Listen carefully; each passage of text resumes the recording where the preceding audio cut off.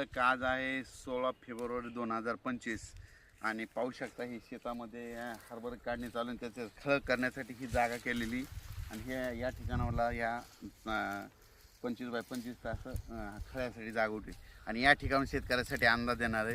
शेतकऱ्याला सांगू इच्छितो की राज्यामध्ये आजमध्ये 16 पासून तर 22 तारखेपर्यंत हवामान कोरडच राहणार आहे. पाऊस काय येणार नाही, त्याच्यामुळे चिंता काही करायची गरज नाही. फक्त राज्यात मात्र रात्रीच्याला म्हणजे रात्री 11 ते पहाटे म्हणजे सकाळी 7 वाजेपर्यंत थंडी राहणार आहे, म्हणून हे लक्षात येतं. मात्र दिवसा मात्र ऊन वाढत जाणार आहे, म्हणून हा सर्व शेतकऱ्यांना राज्याचा अंदाज यायचा.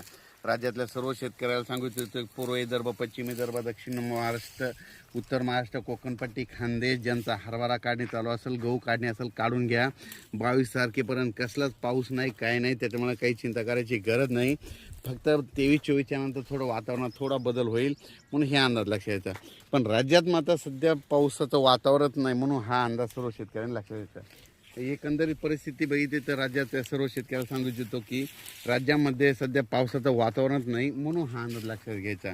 पण राज्यात मात्र रात्रीच्या मात्र थंडीची लाट राहणार आहे, हे लक्षात येतं.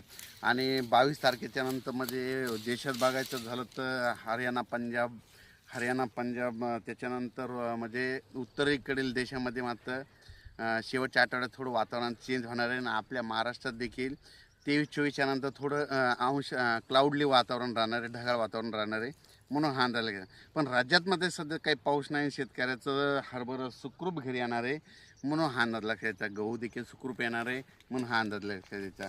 आणि या ठिकाणी शेतामध्ये आहेत आणि मी म्हणत असतो ना बघा, म्हणजे हरभरा इतका दाट आहे, वाळल्याच्या नंतर देखील याच्यातून चालता येत नाही, म्हणून हे लक्षात येतं. म्हणजे हरभरा इतका दाट असा की वाळल्याच्या नंतर चालता नाही आलं पाहिजे. लगेच उद्याचा एक मेसेज दिला जाईल. धन्यवाद.